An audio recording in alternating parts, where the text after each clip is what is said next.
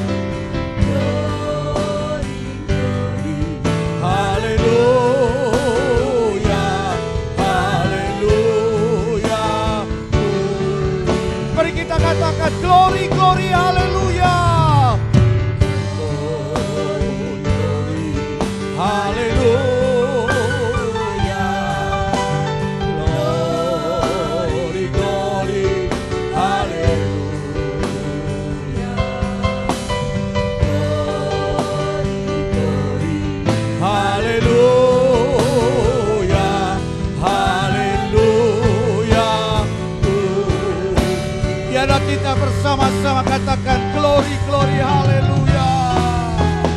Oh, glory, glory, haleluya. Glory, glory, haleluya. Glory, glory, haleluya.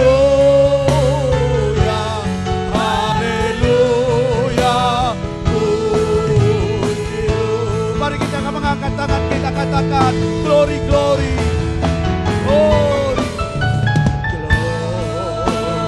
glory, haleluya. Glory, glory, haleluya. Glory, glory, haleluya.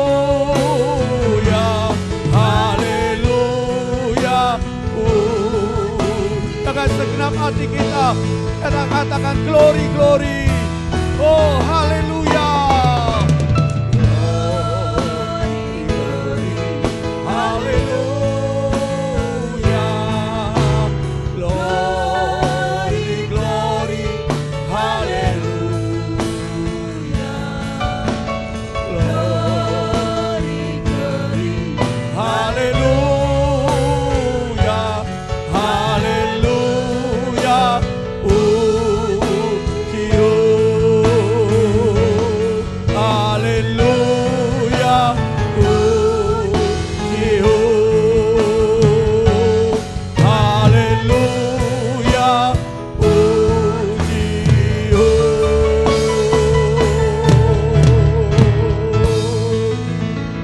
segala puji syukur hanya kami naikkan kepada Engkau ya Bapa Surgawi. Kami bersyukur hari ini kemurahan-Mu yang begitu besar, anugerah-Mu, kasih-Mu, pemeliharaanmu begitu besar yang Tuhan berikan dalam hidup kami. Dan hari ini kami boleh ada sebagaimana kami ada karena kasih kemurahan-Mu Bapa. Dan hari ini kami ingin memuji dan memuliakan Engkau. Kami akan bersorak-sorai karena kasih-Mu begitu besar yang Tuhan berikan di dalam hidup kami. Kami menyerahkan ibadah kami, pujian penyembahan kami hanya ke dalam tangan kasih Tuhan di dalam nama Tuhan Yesus Kristus. Damai sejahtera ku tinggalkan bagimu, damai sejahtera ku berikan kepadamu, dan apa yang kuberikan tidak seperti diberikan oleh dunia kepadamu. Janganlah gelisah dan gentar hatimu. Mari Bapak Ibu Saudara sekalian dikasihi Tuhan, kita boleh bersuka cita karena damai sejahtera itu diberikan Tuhan dalam hidup kita. Mari kita akan memuji Tuhan. Damai yang diberikan, damai yang diberikan sangat besar. Damai yang jadikan hati gemar. Tuhan besertaku sepanjang jalanku.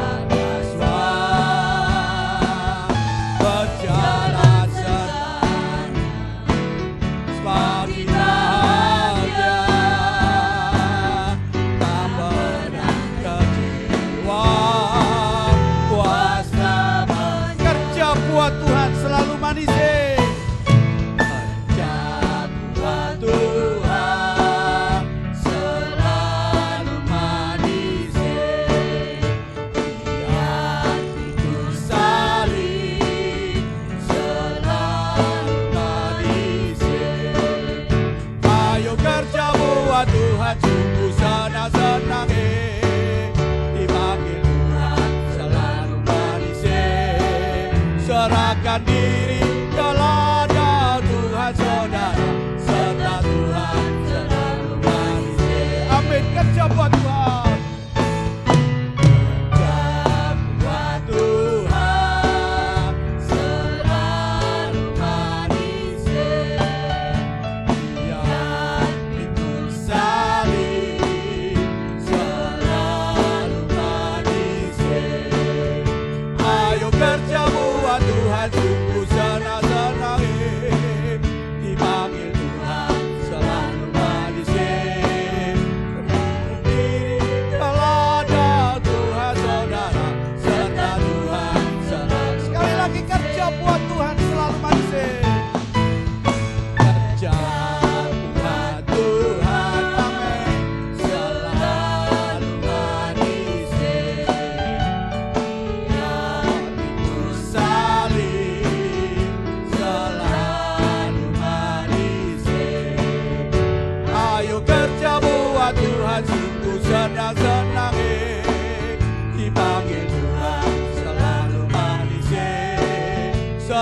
serahkan diri ke ladang Tuhan saudara, serta Tuhan selalu berjalan serta Yesus.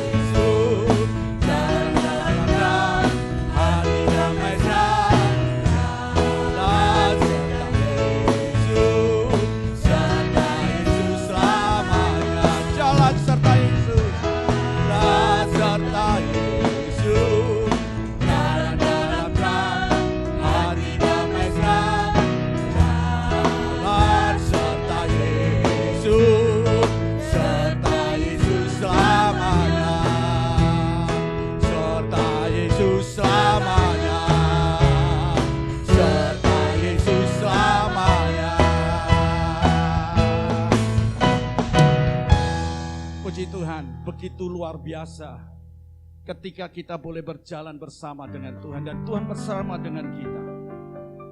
Oleh sebab itu Bapak Ibu Saudara sekalian yang dikasihi Tuhan, sebentar kita akan menikmati berkat melalui firman Tuhan. Mari, seperti katakan oleh pemazmur, ujilah aku ya Tuhan, cobalah aku, selidiki batinku dan hatiku. Biarlah hari ini sebentar firman Tuhan akan mengoreksi dalam setiap kehidupan kita. Dan kita mau membuka hati kita supaya firman Allah itu menjadi rema di dalam setiap kehidupan kita. Mari kita akan bangkit berdiri bersama-sama. Kita akan katakan kepada Tuhan dan kita menerima berkat Tuhan melalui firman Tuhan. Ujilah aku ya Tuhan.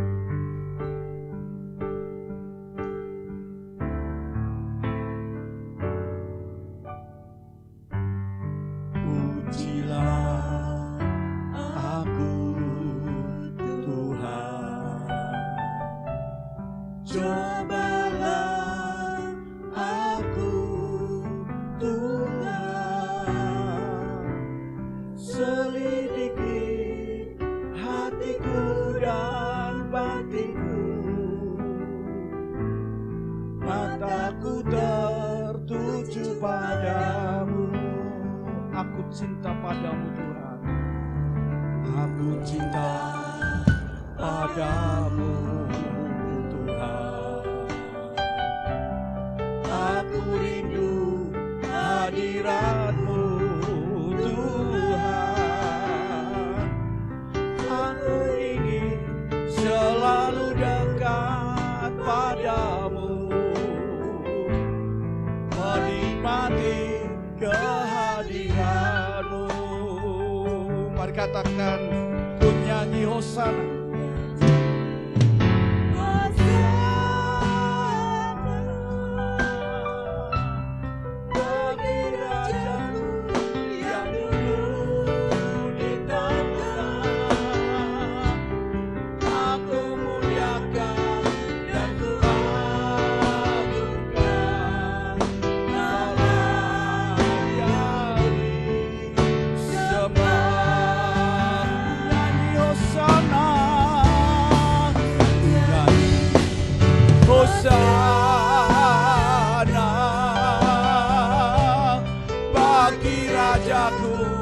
Yang duduk di tahta,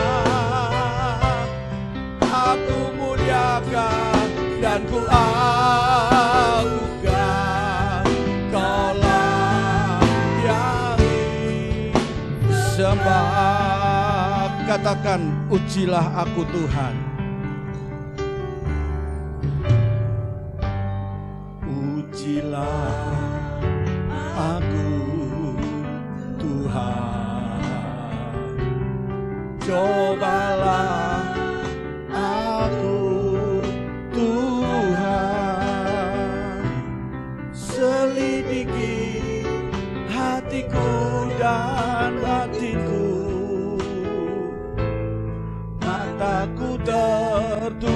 padamu. Aku cinta padamu Tuhan. Aku rindu hadirat-Mu Tuhan. Aku ingin selalu dekat padamu, menikmati kehadiran-Mu. Ku nyanyi Hosana,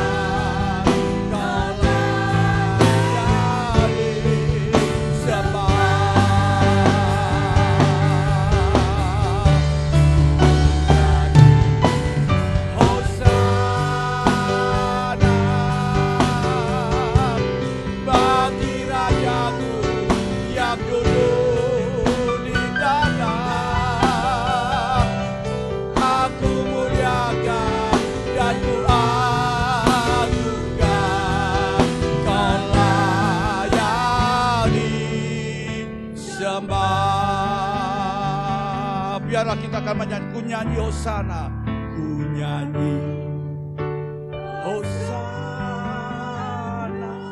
Biarlah kita akan mengangkat tangan kita. Engkau Raja yang duduk di atas tahta kerajaan. Hari ini aku memuliakan Engkau dan mengagungkan Engkau, karena Engkau yang layak aku sembah. Ku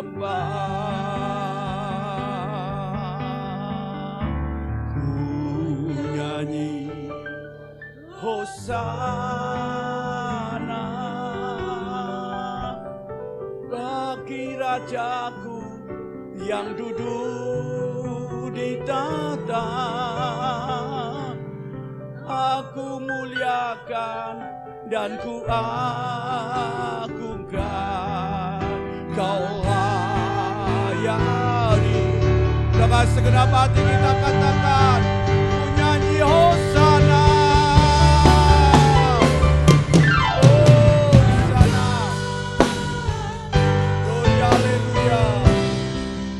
Ini Rajaku yang duduk di tahta.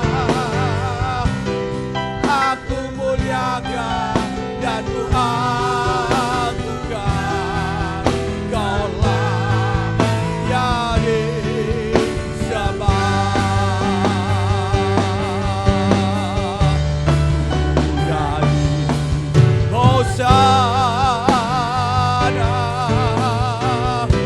bagi Rajaku yang duduk di tahta. Aku muliakan dan ku agungkan.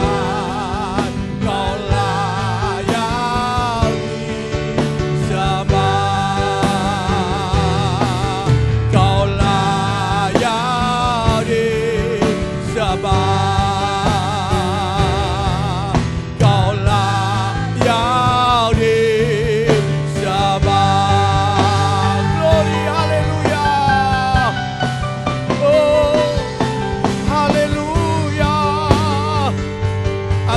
Layak kami sembah, Engkau yang layak kami puji. Hanya bagi Engkau kemuliaan. Kami bersyukur Tuhan. Hari ini Tuhan, kami mau Tuhan, Engkau akan berfirman dalam hidup kami. Kami percaya Tuhan, firman-Mu akan berikan kekuatan dalam hidup kami. Syukur, haleluya. Oh, haleluya. Sembah Dia, agungkan Dia. Glory Jesus. Haleluya. Haleluya. Haleluya. Terima kasih Tuhan. ku nyanyi Hosana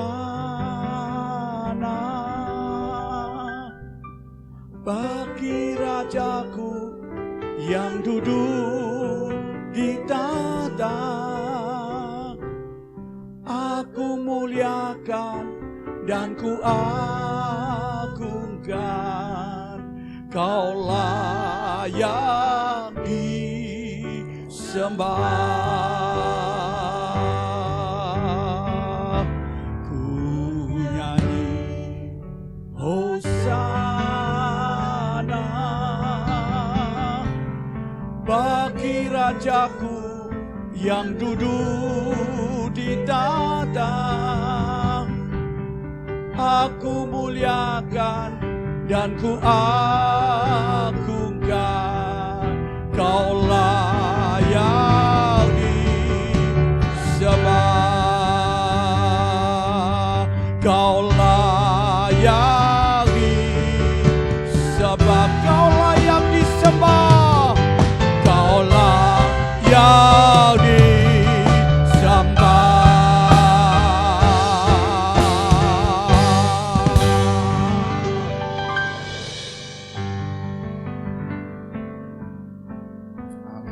Segala puji, segala kemuliaan, segala hormat hanya bagi-Mu Tuhan. Engkau Allah yang layak kami sembah. Engkau Allah yang layak kami tinggikan Tuhan. Engkau Allah yang perkasa. Amin. Engkau Allah yang dahsyat Tuhan. Amin. Kami bersyukur punya Allah yang seperti Engkau Tuhan. Yes. Terima kasih Bapa, terima kasih. Terima kasih buat hadirat-Mu Tuhan. Kami boleh menikmati lawatan-Mu sore hari ini Bapa. Terima kasih Tuhan, terima kasih. Berikan keberanian Tuhan kepada kami untuk kami berkata, pujilah aku Tuhan, cobalah aku Tuhan. Yes. Berikan keberanian kami berdiri di hadapan-Mu. Siapakah kami Tuhan? Layakkah kami? Biarlah Tuhan, saat hari ini Kau boleh bekerja melalui firman-Mu. Ini kami berdiri di hadapan Engkau apa adanya kami Tuhan. Engkau tahu setiap kedalaman hati kami Tuhan. Ajarlah kami melalui firman-Mu, tegurlah kami melalui firman-Mu. Kami menyerahkan hamba-Mu Tuhan yang Kau persiapkan. Biarlah pengurapan dari tempat yang maha tinggi boleh mengalir Tuhan melalui lidah mulut hamba-Mu. Boleh menyampaikan isi hati-Mu saja buat kami jemaat-Mu Tuhan. Biarlah kami semakin hari diperbaharui. Kami semakin hari diajar Tuhan. Supaya kami boleh menjadi jemaat-jemaat yang berkenan di hadapan Engkau. Jemaat-jemaat yang boleh menyongsong kedatangan Engkau yang kedua kali Tuhan. Terima kasih Bapa, terima kasih. Biarlah Roh Kudus Engkau mengerjakan setiap hati kami untuk kami boleh menjadi pelaku-pelaku firman-Mu Bapa. Terima kasih Tuhan, di dalam nama Tuhan Yesus Kristus. Haleluya. Amin. Amin. Shalom Bapak Ibu yang dikasihi Tuhan. Bersyukur kita boleh bertemu kembali pada saat ini untuk mendengar bagian dari firman Tuhan. Siap diselidiki oleh Tuhan? Siap diuji oleh Tuhan? Mari buka hati kita supaya Tuhan boleh menyelidik hati kita. Supaya Tuhan boleh memulihkan kehidupan kita. Supaya satu kali kalau Dia datang, Dia menemukan kita layak di hadapan Dia. Tema firman Tuhan saat ini adalah nilai kerajaan surga dan respon kita. Kita akan membaca bersama di dalam Matius pasal yang ke-13 ayat 44 sampai yang ke-46.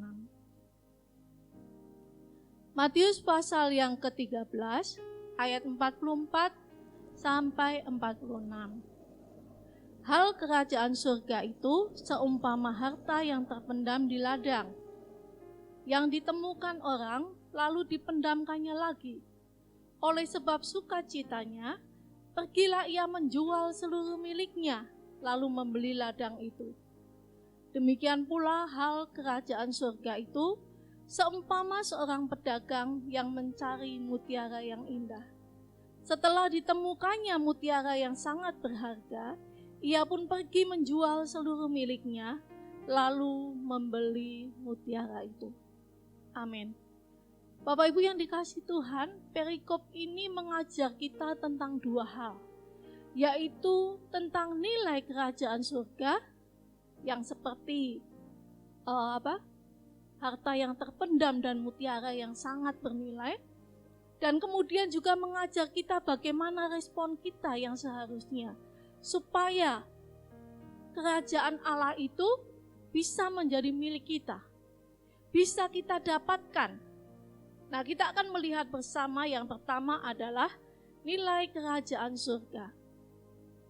Bapak Ibu yang dikasihi Tuhan, kalau kita melihat di sini, kita akan menemukan bahwa kerajaan surga itu diumpamakan dengan harta yang terpendam dan mutiara yang sangat indah, yang sangat bernilai.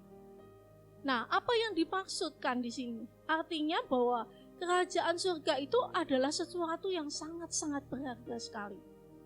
Sesuatu yang layak kita perjuangkan dengan seluruh kehidupan kita, dengan apapun yang kita miliki. Kata menjual segalanya berarti segala sesuatu yang dimiliki diserahkan untuk mendapatkan harta terpendam dan mutiara yang berharga itu. Dengan kata lain, mutiara yang berharga dan harta yang terpendam itu jauh melebihi segala sesuatu yang kita miliki. Karena itu layak kita perjuangkan untuk memilikinya. Nah, Bapak Ibu yang dikasihi Tuhan, kita akan melihat di dalam Lukas pasal yang keempat ayat 43. Lukas pasal 4 ayat 43 mengatakan, tetapi ia berkata kepada mereka, juga di kota-kota lain aku harus memberitakan Injil kerajaan Allah, sebab untuk itulah aku diutus. Sebab untuk itulah aku diutus. Untuk apa? Untuk memberitakan Injil kerajaan. Bapak Ibu, kalau kita melihat kata Injil itu artinya kabar sukacita, berita baik. Nah, Yesus datang ke dunia untuk membawa berita baik bagi kita semua, yaitu tentang kerajaan Allah. Nah, Bapak Ibu, kita melihat kalau Allah sendiri datang ke dalam dunia, menjadi manusia untuk memberitakan tentang kerajaan surga, maka kita tahu berita yang dibawa itu bukan berita sembarangan, tapi berita yang sangat penting. Sehingga Allah tidak mengutus malaikatnya, tetapi Allah turun sendiri ke dunia di tengah-tengah manusia untuk memberitakan kabar baik ini. Yaitu bahwa Dia sudah menyediakan suatu tempat bagi kita, yaitu kerajaannya. Dia sediakan untuk siapapun yang mau. Dan Dia juga memberitakan melalui Injil itu kedatangan, kematian dan kebangkitan Yesus yang membuat kita mendapat anugerah untuk bisa memiliki kerajaan itu. Bapak Ibu yang dikasihi Tuhan, dalam Matius 24 ayat yang ke-14, di situ kita juga menemukan, dan Injil kerajaan ini akan diberitakan di seluruh dunia, menjadi kesaksian bagi semua bangsa. Sesudah itu barulah tiba kesudahannya. Artinya Injil ini akan diberitakan kepada siapapun tanpa pilih kasih, dari segala suku, bangsa, dan bahasa. Nah, Bapak Ibu yang dikasihi Tuhan, pada intinya kita melihat bahwa kerajaan surga itu bisa dimiliki oleh siapapun yang mau, yang mendengar berita tentang Injil kerajaan Allah itu. Dan kalau kita melihat di dalam Alkitab, maka kita akan menemukan apa sih nilai kerajaan Allah itu bagi kita. Sehingga Yesus itu rela turun ke dunia. Allah menjelma menjadi manusia. Bahkan mati di atas kayu salib. Dan bangkit kembali. Untuk bisa memberikan kerajaan itu bagi kita. Nah, di situ kita bisa melihat bahwa nilai kerajaan itu tidak main-main, saudaraku.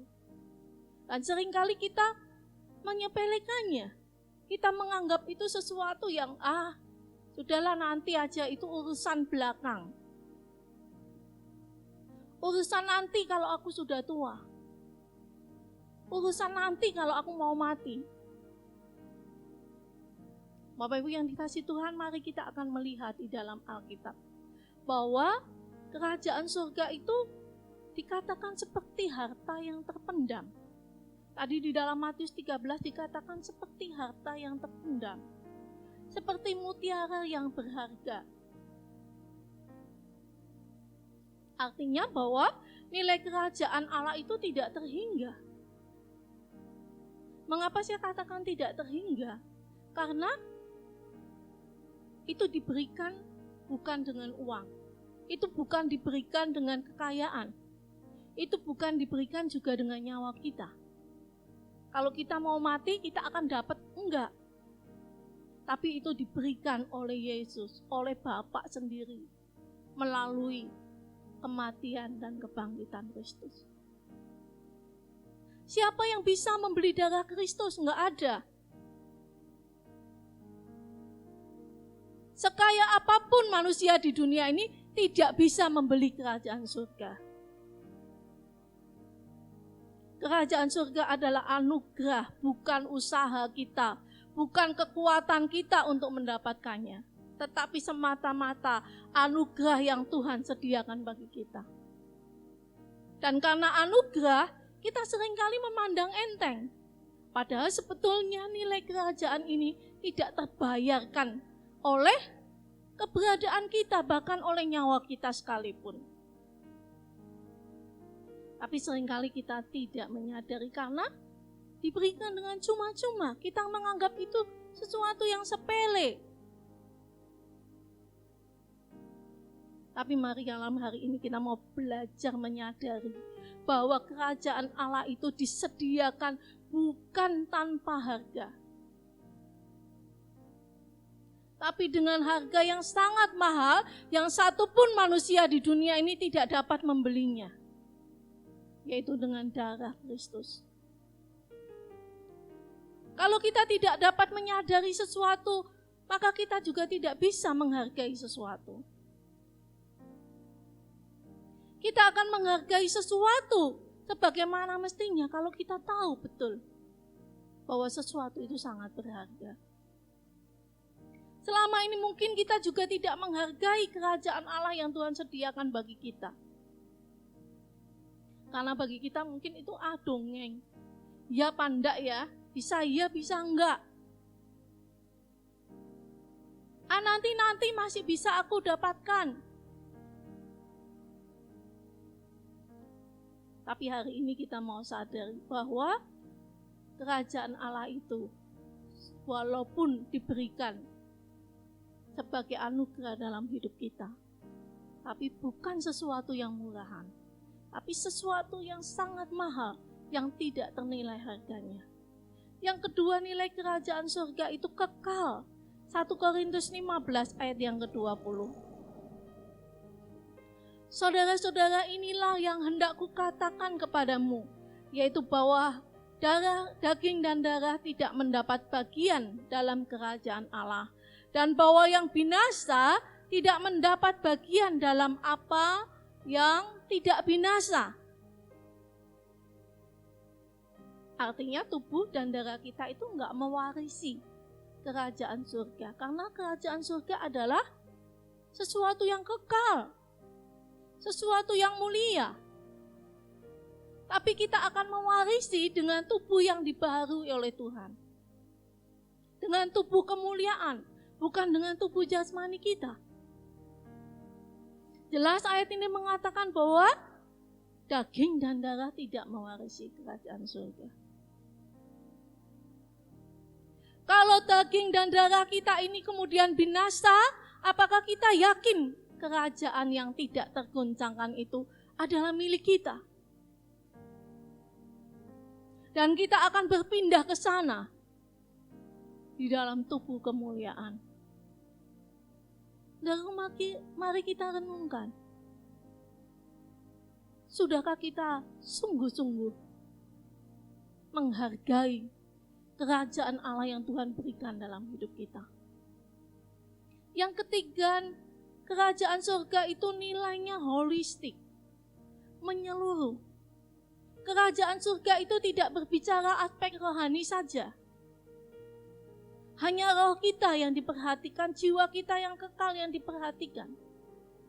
Tetapi Alkitab dengan jelas bahwa Allah itu menghadirkan kerajaan surga itu di tengah-tengah manusia melalui Yesus Kristus.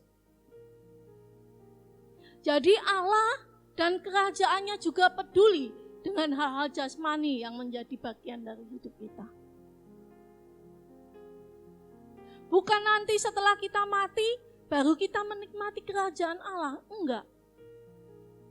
Tapi saat ini juga, kalau kita mau masuk, kita mau mencari, kita mau menemukan,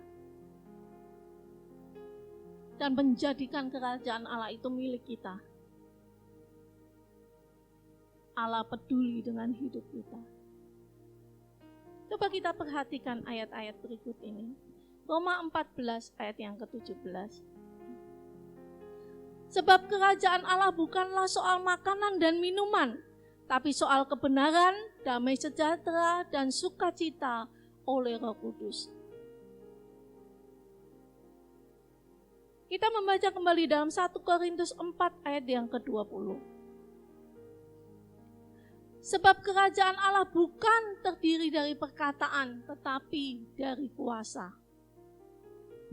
Matius 12 ayat yang ke-28 mengatakan, tetapi jika aku mengusir setan dengan kuasa Roh Allah, maka sesungguhnya kerajaan Allah sudah datang kepadamu.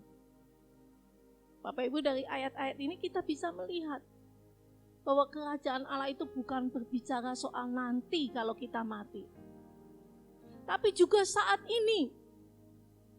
Soal kuasa juga diberikan kepada kita. Kalau kita sungguh-sungguh diam di dalam kerajaannya, kuasa itu juga menjadi bagian kita.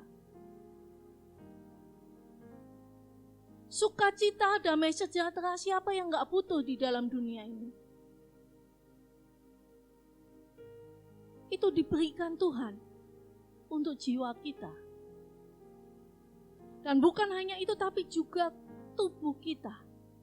Kesembuhan, kelepasan.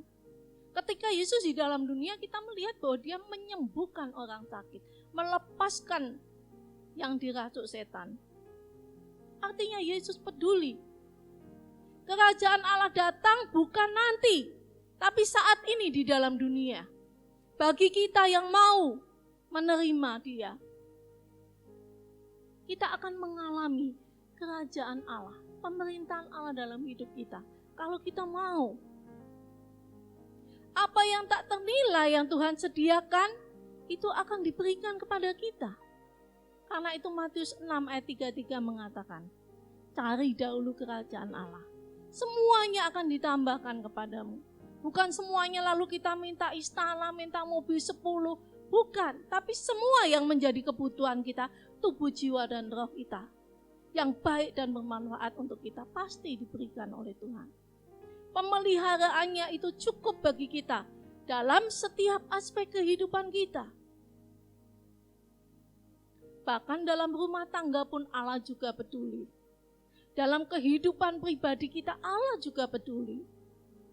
Dia Allah yang peduli dengan hidup kita. Nah, kalau kita tahu betapa nilainya yang begitu luar biasa, satu pertanyaan, apakah kita sungguh-sungguh menginginkan kerajaan Allah itu menjadi milik kita? Sungguhkah kita betul-betul ingin kerajaan Allah itu menjadi bagian dari hidup kita? Bapak Ibu yang dikasihi Tuhan, kalau kita ingin, apa yang harus kita lakukan? Kita akan masuk di dalam bagian yang kedua, respon kita untuk bisa memperoleh kerajaan surga.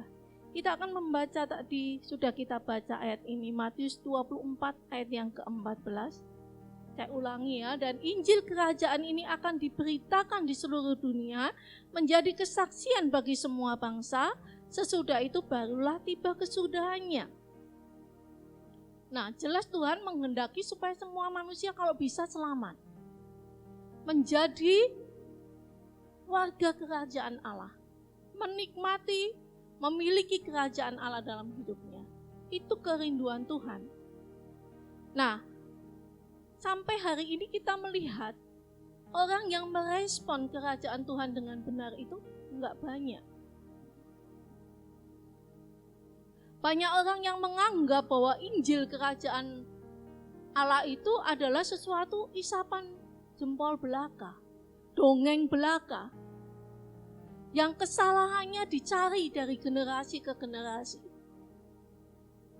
Yang katanya salahlah, yang katanya tidak asli. Bahkan di antara mereka yang mengaku dirinya percaya kepada Tuhan,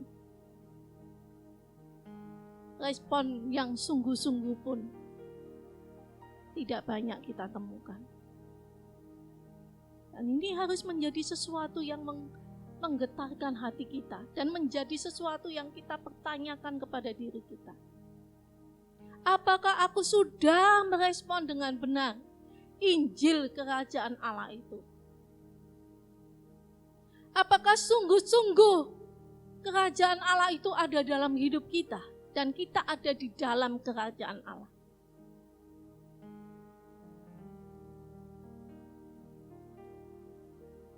Kita bisa merasakan surga ada di dalam hidup kita, dalam semua aspek hidup kita.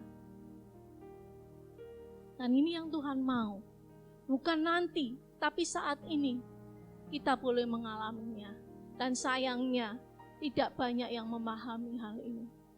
Tidak banyak yang betul-betul tahu bahwa kerajaan Allah itu memiliki nilai yang luar biasa, sehingga tidak memperjuangkannya, sehingga tidak menanggapi sebagaimana mestinya. Bapak Ibu yang dikasihi Tuhan, firman Tuhan tadi di dalam Matius mengatakan bahwa kerajaan Allah itu seperti harta yang terpendam. Kata terpendam itu berarti di bawah tanah. Kata terpendam juga berarti itu sudah ada, bukan usaha kita. Bukan karena kita menyediakannya terlebih dahulu, tidak.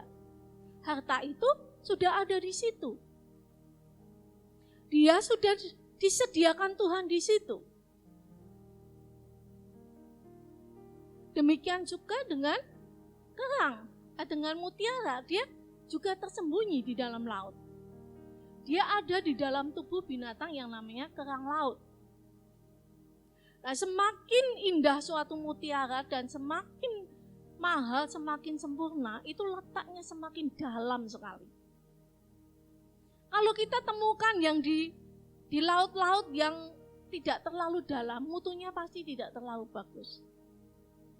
Tapi mutiara yang indah, yang luar biasa, yang kualitasnya betul-betul luar biasa, itu hanya ditemukan di laut dalam.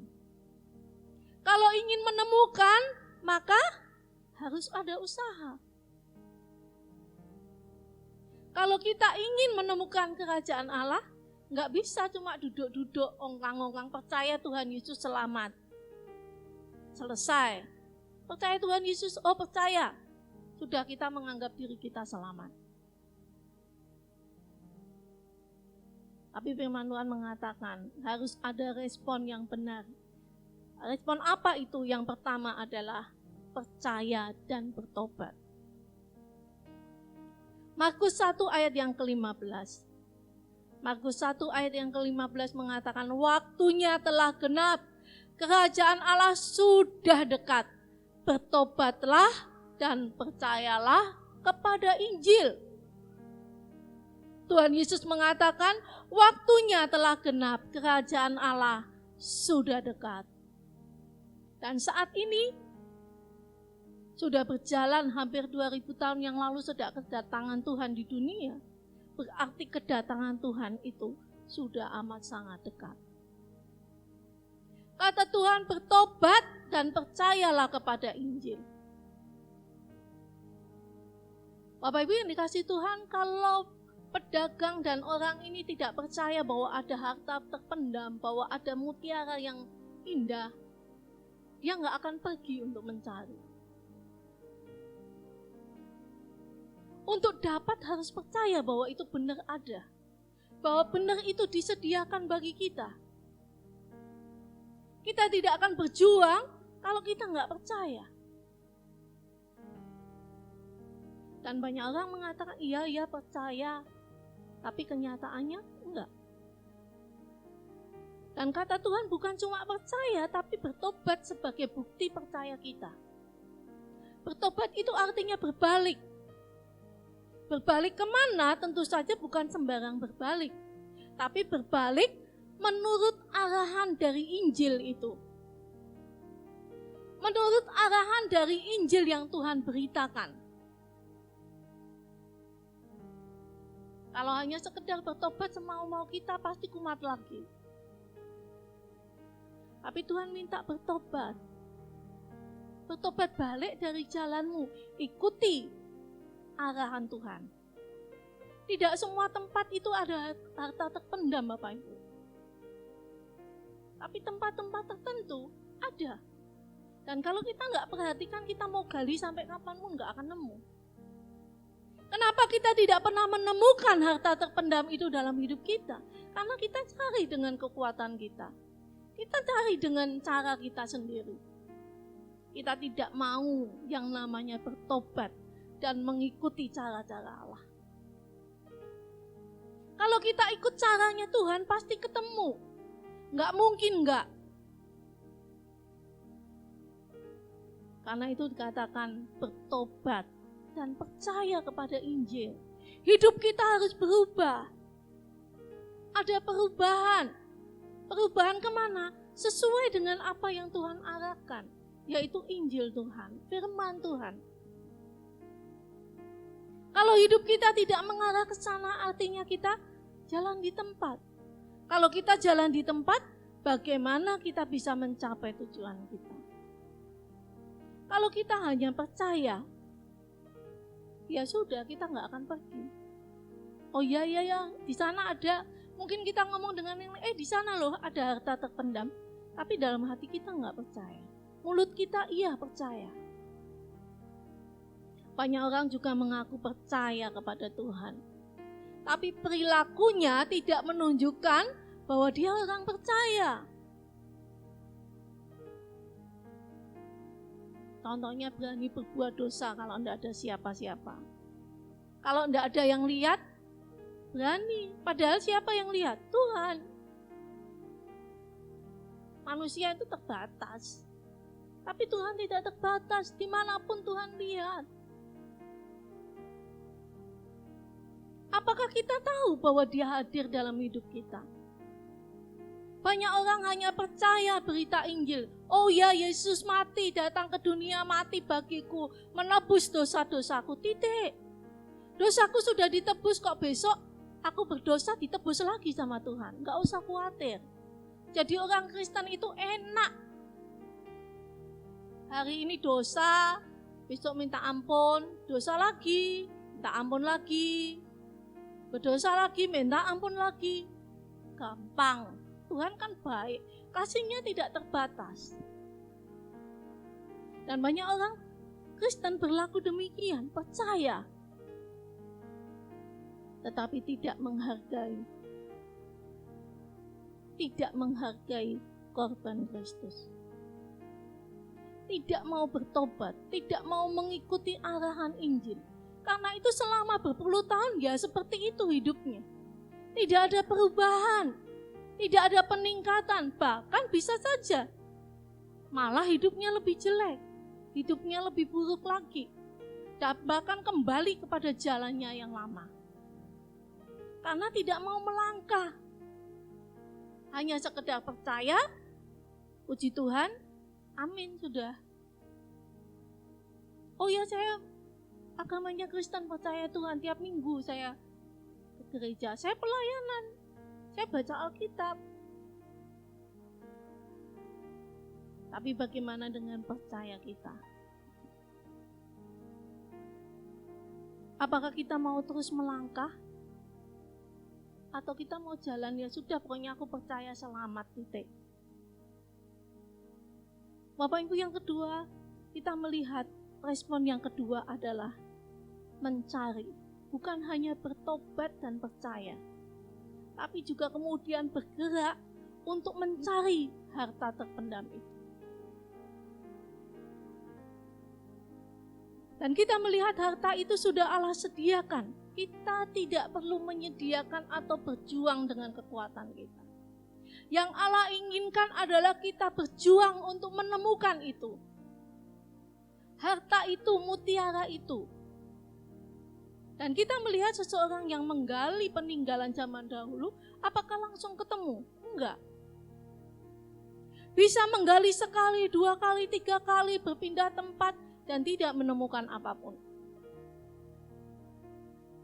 Harus terus-menerus, harus tekun sampai ketemu. Sampai menemukan apa, Bapak Ibu?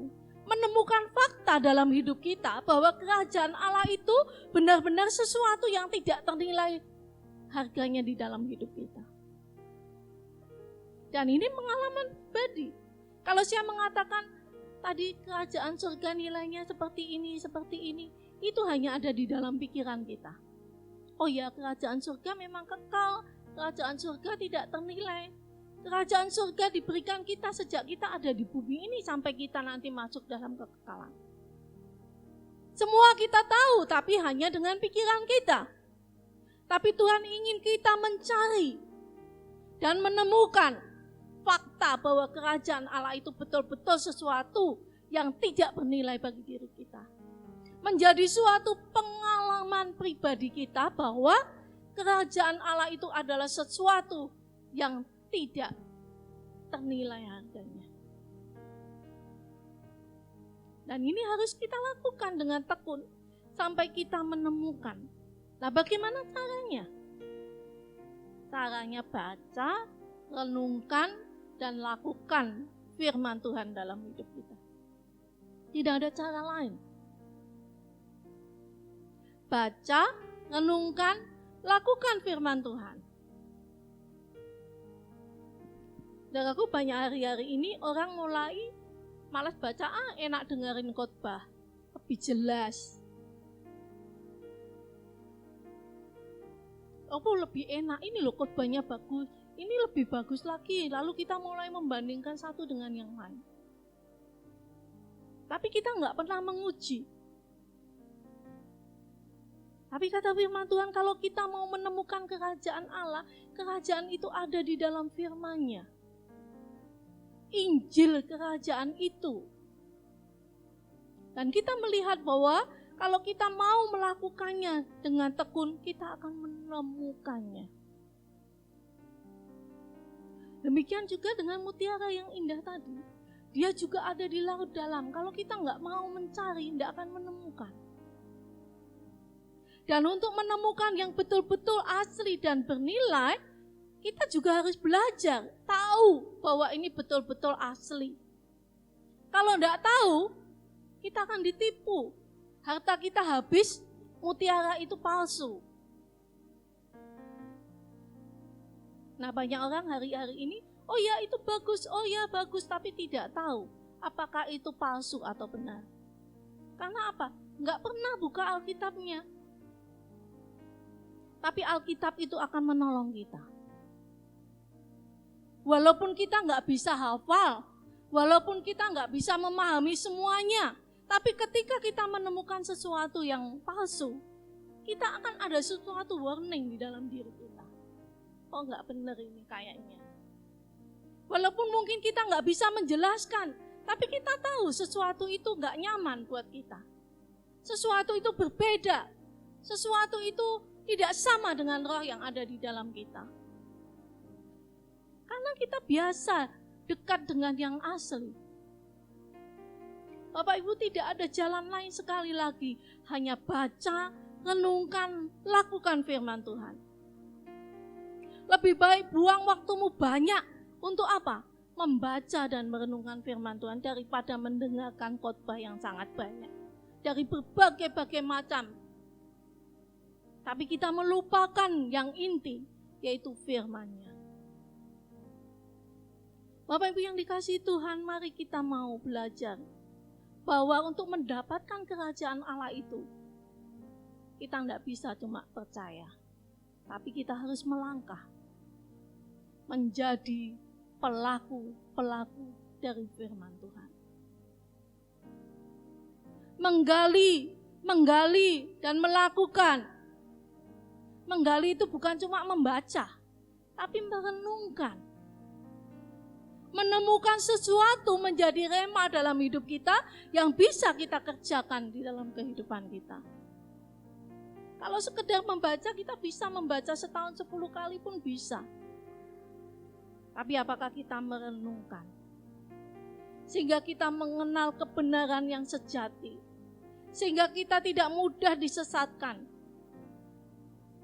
Tapi kita betul-betul menemukan kerajaan Allah itu sebagai satu kebenaran yang luar biasa yang tidak ternilai dalam hidup kita. Dan kalau kita melakukan yang ini, maka kita bisa masuk di dalam tahap yang berikutnya, yaitu berani bayar harga.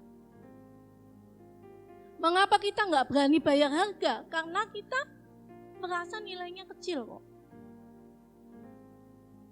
Tapi kalau sesuatu itu sangat berharga, orang yang sangat kita cintai misalnya, anak kita yang sangat kita sayangi, apapun kita korbankan. Jam tidur kita, makanan kita yang terbaik, apa yang kita miliki, kita semua korbankan. Karena kita merasa bahwa anak itu adalah harta kita yang berharga. Apakah kita juga menghargai kerajaan Allah? Matius 13 ayat 44 dan 46 mengatakan, menjual seluruh miliknya. Menjual seluruh miliknya. Dan ini tahap yang penting dan hanya sedikit orang yang mau berjuang untuk melakukannya. Kalau kita hanya pada tahap percaya dan bertobat, kita nggak akan sampai pada tahap 3. Berani berkorban untuk Tuhan apapun yang terjadi. Bahkan nyawa kita sekalipun. Jangankan nyawa, uang aja eman-eman. Betul nggak? Padahal kita berkata ini berkat Tuhan. Tapi gilirannya untuk Tuhan kita sayang. Itu hal yang kecil. Apalagi nyawa kita. Mau kita berikan untuk Tuhan. Mengapa seorang tentara itu mau mengorbankan nyawanya untuk negaranya? Karena baginya negara itu sangat bernilai. Dia dididik dengan satu pemahaman bahwa negara itu sesuatu yang sangat bernilai yang harus dipertahankan sampai titik darah penghabisan. Sehingga dia rela mengorbankan semuanya. Keluarganya, anak-anaknya, istrinya, nyawanya sekalipun, kenyamanan hidupnya, semuanya. Tapi bagaimana kita dengan Tuhan? Sudahkah kita mau korbankan kenyamanan hidup kita untuk Tuhan? Sudahkah kita mau korbankan milik kita untuk Tuhan?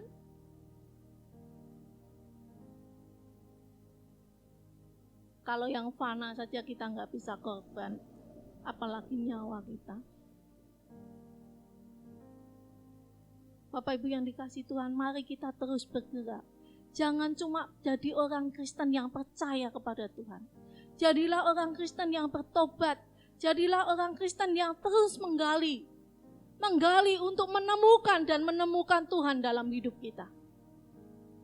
Sampai kita betul-betul menemukan bahwa dialah harta yang tidak ternilai dalam hidup kita.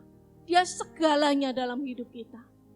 Bapak Ibu, kita akan melihat bahwa banyak orang itu mau hasilnya. Wah, kerajaan Allah siapa yang gak mau? Tapi tidak semua orang mau menjalani proses dan bayar harga untuk semua itu. Sekali lagi banyak orang mau hasilnya, tapi tidak mau jalani proses dan tidak mau bayar harga. Kita melihat dua contoh yang sangat berbeda di dalam Matius 19 ayat 20-22. Kita akan melihat contoh yang pertama, mengatakan demikian, kata orang muda itu kepadanya, semuanya itu telah kuturuti, apalagi yang masih kurang. Kata Yesus kepadanya, jikalau engkau hendak sempurna, pergilah jualah segala milikmu dan berikanlah itu kepada orang-orang miskin, maka engkau akan beroleh harta di surga, kemudian datanglah kemari dan ikutlah aku. Ketika orang muda itu mendengar perkataan itu, pergilah ia dengan sedih, sebab hartanya banyak. Bapak Ibu, apa yang kurang dari pemuda ini? Dia punya kehidupan rohani yang seolah-olah baik, menjadi pelaku dari firman Tuhan. Semua sudah kuturuti, apalagi Tuhan. Dan banyak orang Kristen juga begitu, sombong, merasa diri sudah melakukan firman Tuhan. Apa Tuhan yang kurang dalam hidupku? Tapi ketika Tuhan tantang satu hal, beranikah kita memberikan hidup kita kepada Tuhan? Persembahkanlah dirimu sebagai korban yang hidup. Apa kita bisa? Apa kita bisa mempersembahkan milik kita yang kita anggap paling berharga dalam hidup kita? Jarang yang mau, jarang yang bisa. Kalau hanya sekedar menurut firman Tuhan yang kita mau, yang kita bisa, banyak. Tapi firman Tuhan juga banyak yang harus kita ikuti. Termasuk memberikan hidup kita. Seperti Abraham memberikan Ishak, anaknya yang ditunggal. Yang dikasihinya. Dia relakan itu bagi Allah kalau Allah memintanya. Satu pertanyaan, apa kita seperti orang muda ini? Lebih memilih kenyamanan hidup kita, lebih memilih kekayaan kita dibandingkan dengan Tuhan.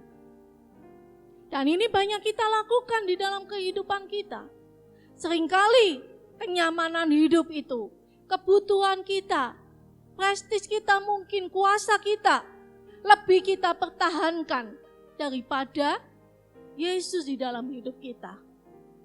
Bapak Ibu yang dikasihi Tuhan, mungkin kita juga banyak melakukan firman Tuhan. Kita setia memberi persembahan, kita tidak pernah absen di dalam ibadah. Kita melayani Tuhan. Satu pertanyaan, kalau Tuhan mengatakan, berikan hidupmu untuk aku.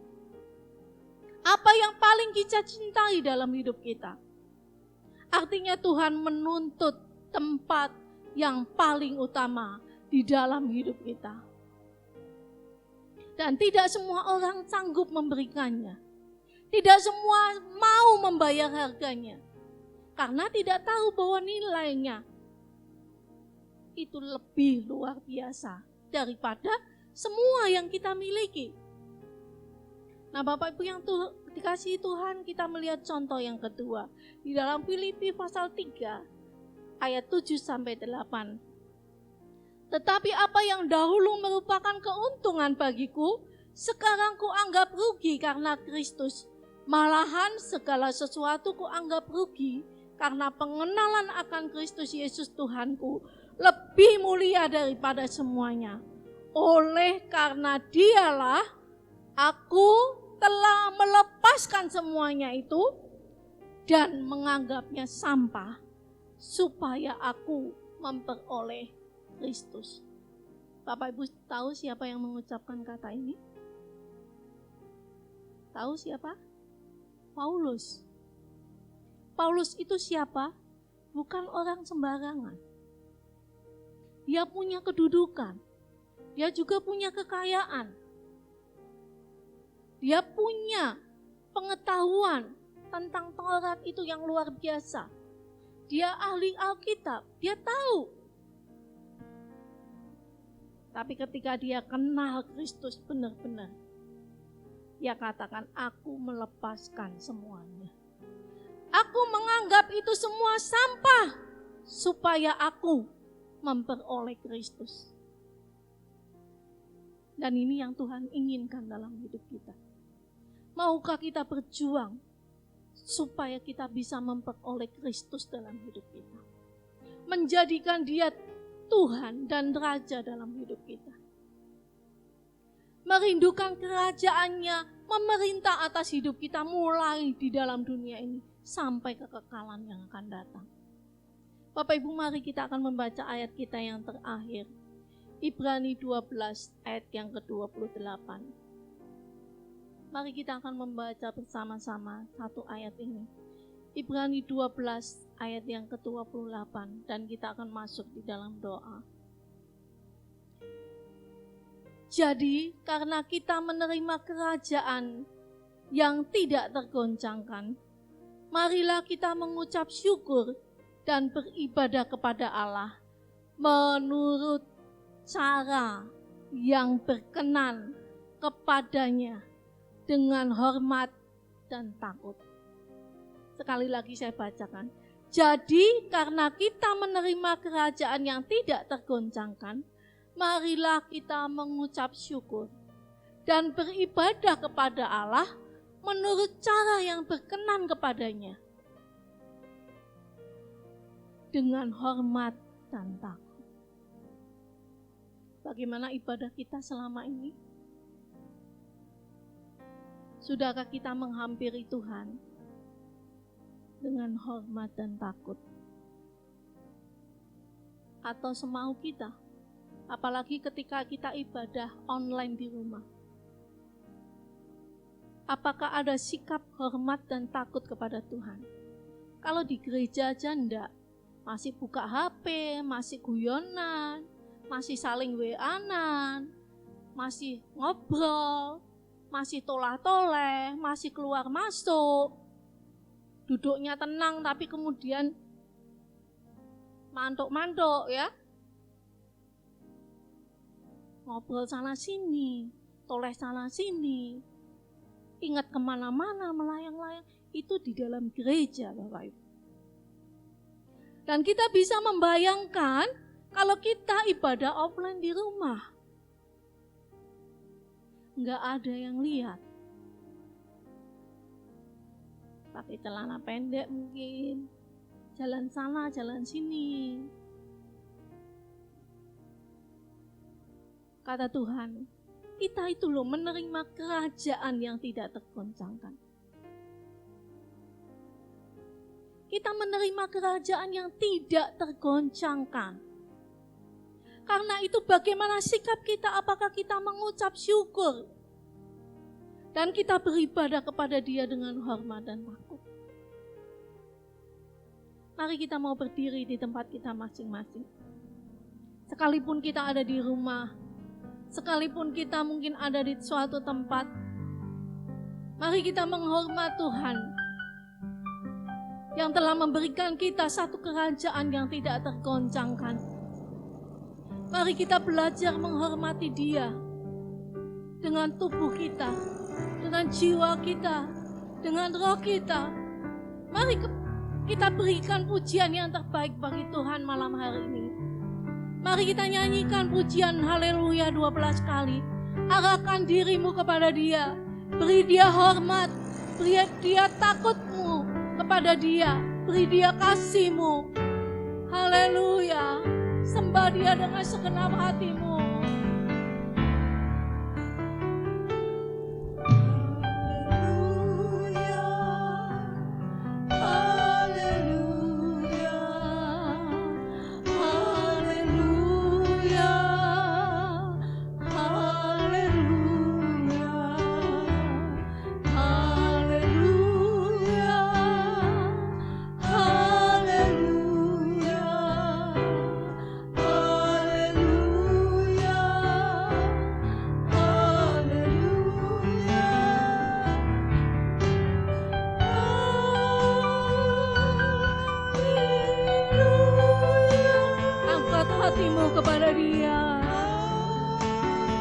Oh, sembah Dia. Dia hadir dimanapun engkau ada. Haleluya.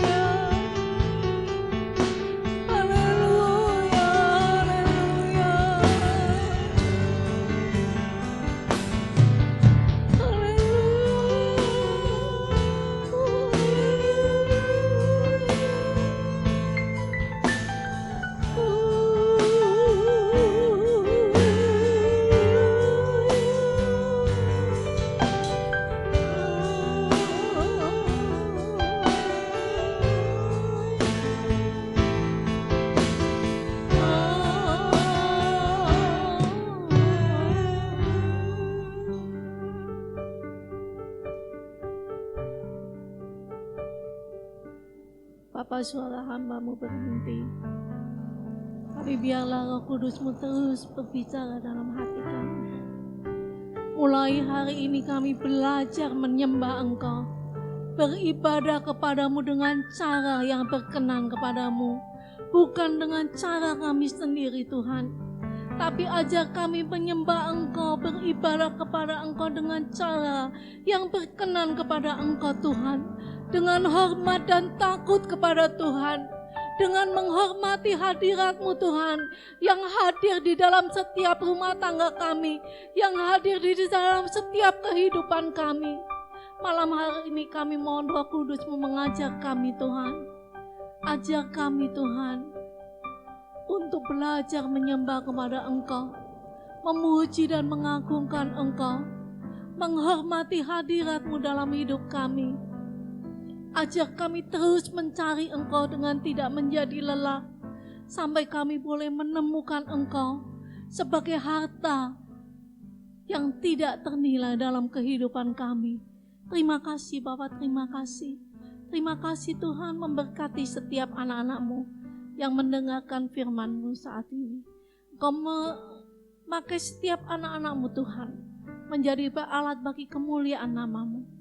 Biarlah di dalam setiap rumah tangga boleh meninggikan dan menyanjung Engkau, sehingga nama Tuhan boleh dimuliakan dalam setiap rumah tangga. Hadirat Tuhan nyata di dalam setiap rumah tangga. Kerajaan Allah boleh hadir di dalam setiap rumah tangga kami. Terima kasih Bapak, terima kasih. Memberkati juga kami semua yang mendengar firman-Mu malam hari ini, yang beribadah Tuhan. Tumpangkan tangan berkat-Mu di atas kepala kami masing-masing Tuhan. Memberkati mata pencarian kami. Memberkati kehidupan kami pribadi lepas pribadi. Memberkati juga anak cucu kami. Memberkati Tuhan hubungan suami istri kami. Mengikat kami dengan tali kasih-Mu. Lebih hari anggur yang baru Tuhan curahkan dalam kehidupan setiap rumah tangga Tuhan. Kau juga Tuhan memberkati setiap kami di dalam mencari Engkau. Biarlah kami boleh menemukan Engkau dalam setiap kehidupan kami Tuhan. Terima kasih Bapa, terima kasih. Dan sekarang saudaraku yang dikasihi Tuhan, pulanglah di dalam berkat Tuhan. Terimalah berkat Tuhan malam hari ini. Tuhan menyinari engkau dengan wajah-Nya dan memberi engkau kasih karunia. Tuhan menghadapkan wajah-Nya kepadamu dan memberi engkau damai sejahtera. Diberkatilah saudara semua di dalam nama Tuhan Yesus Kristus. Bersama kita katakan, amin.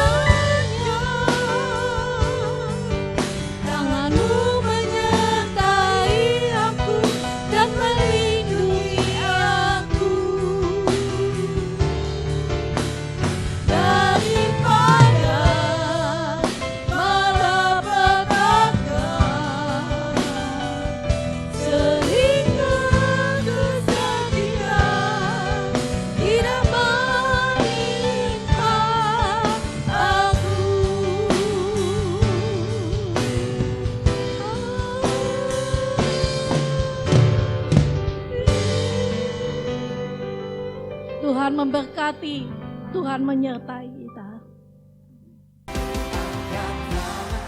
Sorakan haleluya, namamu berkuasa, surga bumi nyata.